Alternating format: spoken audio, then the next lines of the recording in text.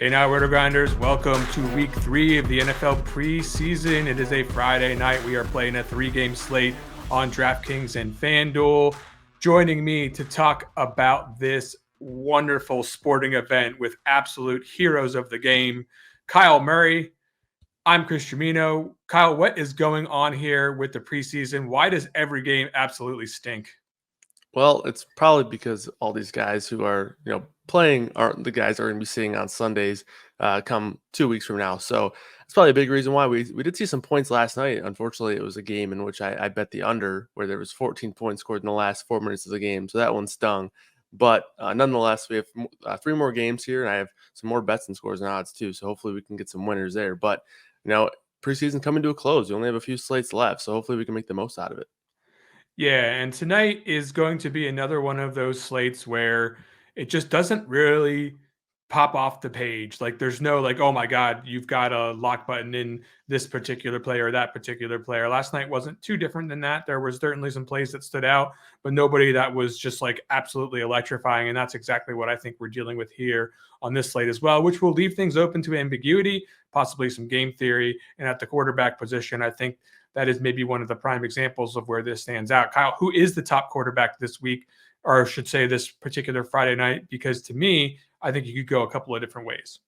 Yeah, definitely there are a few options here.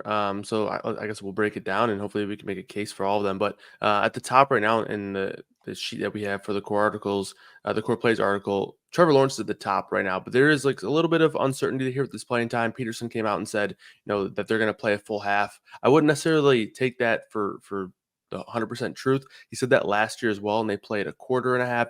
I think it definitely does come down to how they perform and how they play. They're going to be seeing Atlanta's secondary, so they're probably going to do pretty well in that time. So I think there's definitely a chance that we see maybe not necessarily the full half, maybe even only a quarter or so. But I do think we're going to see these starters enough to where they're definitely on the radar. And the quarterback play for a lot of these other guys, it has been shaky in the preseason. So I think Trevor Lawrence can easily get the job done. Similar to Anthony Richardson in one drive last night. I think Lawrence could definitely find his way in that category. Then you have the Dolphins guys, Skylar Thompson and Mike White, similar to what they've been doing the past couple of preseasons. They're going to be splitting the playing time. It sounds like Tua's not going to play. McDaniel was kind of vague with what they're going to do with the starters. He said some will play, some won't. Tua probably won't. I would almost say he definitely won't. And I do think a lot of these key starters certainly won't play. They've been dealing with a lot of injuries on the back end. So I think Tua is not going to play, and then we'll see these guys sort of split it. Thompson, again, still the guy with the rushing upside, and Mike White is the better passer of the two. So I think you can play either one of those guys. Taylor Heineke is another guy who could potentially play an entire half. He's expected to start. Atlanta's not going to play any of their starters, and apparently Michael Penix has, shown enough to not be able to play in the preseason anymore. So they already came out and said he's not going to be playing in the preseason. So Taylor Heineke is going to probably start and play most of, if not the entire first half. So those are the top 4 for me, and there's a couple other options behind those guys. The one that stands out to me after that group is Kyle Trask. I think that there's a real chance that he plays a large portion of this game, especially if we get news on John Wolford.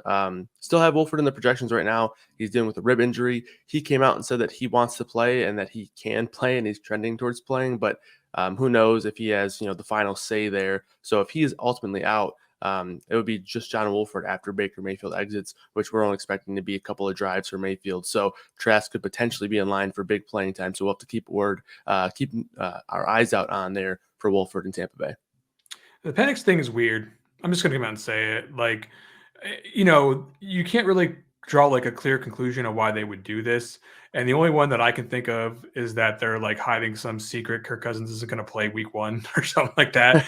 But like, that's complete conjecture. I have no idea. But at the end of the day, that leaves us, like you say, with a couple of guys, Heineke and Paddock, who just aren't the greatest at the position. Thompson, I think, is going to start for the Dolphins here. I think he makes the best option of those two, specifically for the rushing upside that you mentioned. And ultimately, there are just a lot of middling choices here. He would probably be close to the top. By the way, with Trevor Lawrence, I do think they'll probably do something like what the Colts did. If they score like 4 or 5 drives, is probably what we'll see them for, and then they'll be done. And of course, he could probably throw a pick 6 too. All right, let's get into the running back position. A little bit more to work with here, but let's talk about this Dolphins situation. What can you make of it? Yeah, I cannot stress enough how important it is to be in the Discord and to, be checking the updated projections and core article for this Miami situation leading up to lock. Miami has been kind enough to give us inactives throughout the course of the preseason, so we'll definitely have information on these Dolphins players. But right now, it's pretty cloudy. There's 3 or 4 running backs who have been dealing with injuries. They have 2 fullbacks on their roster, and one of them has played a little bit of running back in his career, so maybe he could play some running back similar to what we've seen in the preseason. But and then you have a couple of starters who might play, might not play with Moser and Achan. So I wouldn't expect those guys to play a ton, even if they do. I'm not expecting them to play currently, but as of right now, we're expecting Wilson to be the guy. He did break his nose and he didn't play last week, so it sounds like he's potentially going to be able to champ it out here and play with a broken nose. But if he plays and Brooks is still in concussion protocol and Jalen Wright is out, who he's dealing with an undisclosed injury, he could potentially have this running back room to himself, along with newly signed Anthony McFarland, who's unfortunately not in the DraftKings pool. So Jeff Wilson leads the way. Travis Etienne, again, I think, I was kind of interested in Jonathan Taylor last night. If he scores, he kind of pays off there. But so you're kind of hoping for the same thing for Etienne, for him to play and then potentially pay off. But he's a lower tier guy. But the 2 guys who are, I guess, right below Jeff Wilson would be the 2 Atlanta guys, Jason McClellan and Carlos Washington. These guys have taken turns the last 2 games, who's kind of played the bulk of the snaps. Washington in week 1 played over 50% of the snaps, and McClellan last week played over 50% of the snaps. So it's hard to really say if they're going to continue that pattern. So I think it's just easier to project them down the middle and then sort of take stands on one of those guys in particular lineups. But the one I would prefer would be Carlos Washington. I just think he was the one. He had 16 carries in week 1. He has 25 carries this preseason. So the Atlanta running backs definitely make a lot of sense. Behind him, you have a couple other guys.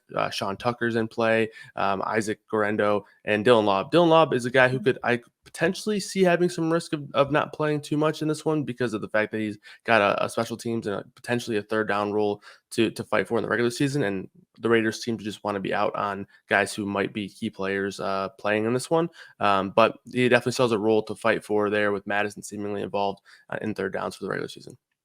Yeah, I don't really share that kind of risk with. I mean, I guess I get it, but I mean, he'll probably play some. That's my opinion on that. But as far as the Dolphins situation, I just want to point out that last week they had to go into their emergency running back, who was one of their wide receivers, Burton. So let's say Wright is out. I mean, that could be another thing that they have, just like Velus Jones last night, right? I don't think we'll see anything close to that, but certainly he could end up lined up in the backfield a couple of times if they need a body to get through the game. But for the most part, yes, I like all of this analysis. The one guy I want to mention is Gorendo of San Francisco, who's been out basically the entirety of camp. Looks like I heard a beat writer call him back to full go, basically.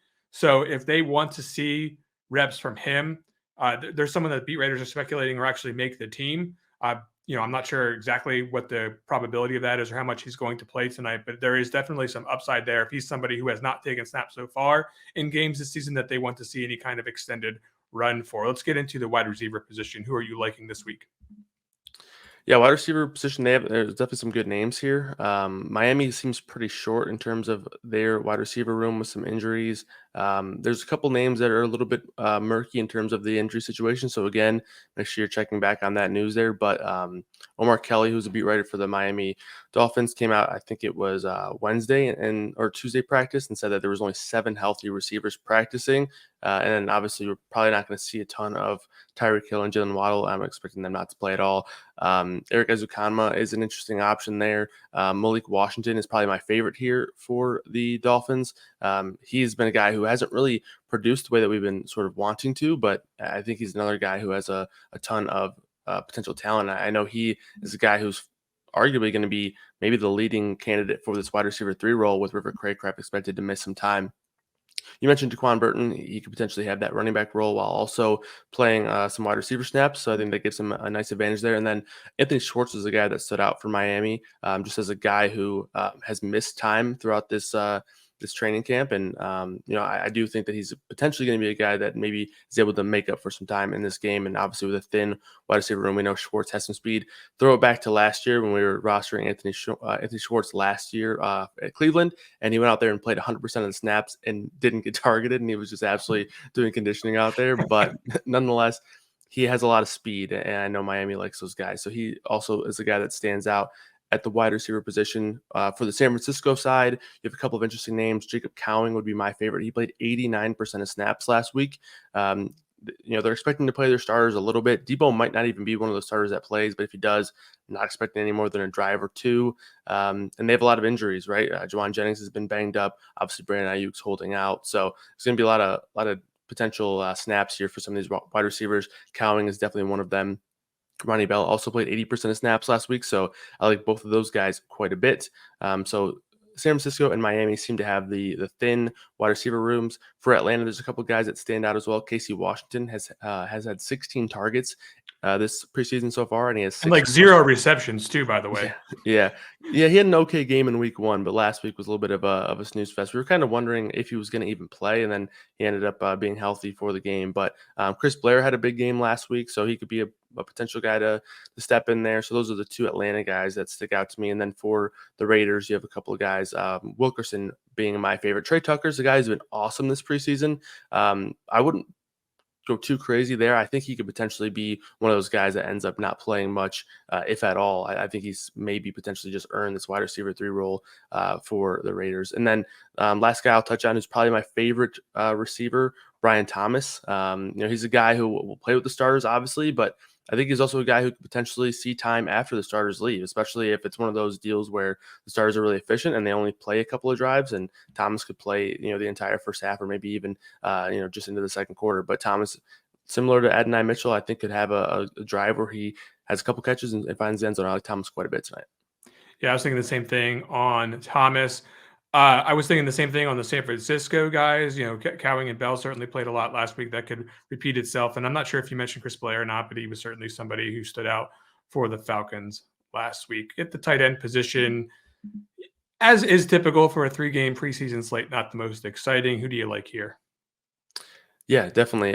We had a couple tight ends find the end zone last night, so maybe we can find one that does the same thing here. Ingram, I think, fits the bill just for a guy. I liked Granson last night for the fact that we assumed the starters were going to play a quarter and a half, and they did. And Granson had one big catch and a couple other shorter grabs there. I think he had one catch for -4 yards, so that was fun to see on the ESPN GameCast. But he did have a big grab down the middle, and he also had a target in the end zone. So it's kind of one of those things where you hope for a few catches and maybe finding the end zone for a tight end. So it's a low projection for Ingram, but he definitely could be the top guy on just a couple of drives. Latu has been playing a ton this preseason. He had 5 targets last week, caught 3 of them for 30 yards. I think he makes a ton of sense here. And then Tanner Conner sounds like he's going to be back for this one. He missed last week, but in week 1, he had that massive 70-yard, 3-catch performance. So Tanner Conner returning to the lineup, I think could potentially have some time to make up there. And then Fitzpatrick, he played 90% of snaps last week. Didn't do a whole lot with them. He's not necessarily the most prolific pass catching tight end, but he will certainly be on the field quite a bit. So those are the 4 that stand out to me. If you've not been with us before, what you're looking at on screen is Lineup HQ. That is where, leading up to roster lock, we will be updating the projections. That will include news and information that we receive prior to lock, which you can see for yourself in Discord. Go over to rotogrinders.com, click the little Discord icon, get yourself hooked up with us over there. We'll get you some information, not just on NFL, but on all the sports for DFS. And of course, you can check out the Core Plays article leading up to lock as well. We will revise some of these plays if we get any new information, or quite frankly, if we find information that we just didn't see yet. Let's get into the defense, Kyle. What do you like?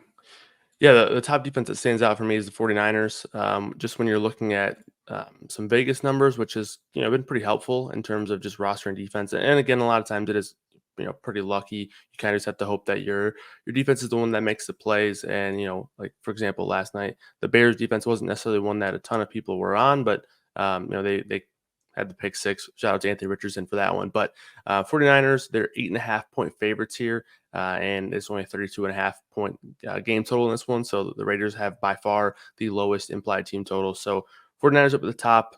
Jacksonville would probably be number 2 for me. Similar deal there. They're going to play some of their starters in the first half. They're 7.5-point favorites with a 35.5-point over-under in that one. So 49ers and then Jags are definitely 1 and 2. And then after that, it does get a little bit closer. the Bucks are 3-point favorites. They're going to play their starters for a little bit, and we've definitely seen Skylar Thompson and Mike White be able to turn the ball over at times. So I would say those are the top three, but really, you can also go to the Raiders, who are in a game with a very low total. I do think that the 49ers contribute to the majority of the points in that game. But again, you're going to have Brandon Allen and Josh Dobbs and Tanner Mordecai taking snaps there. So there's definitely some turnover ability there as well. But 49ers and Jags are the pretty clear top two for me. All right. Like I said, folks, head on over to rotogrinders.com and check out all the preseason content. Get yourself some regular season content and some best ball content too while you're at it. We also service roughly 15, 16 sports these days over on the combo package. Get yourself hooked up there, and we will definitely help you across the DFS board. For Kyle Murray, I'm Chris Gimino. We'll be back for the regular season coming up here on rotogrinders.com.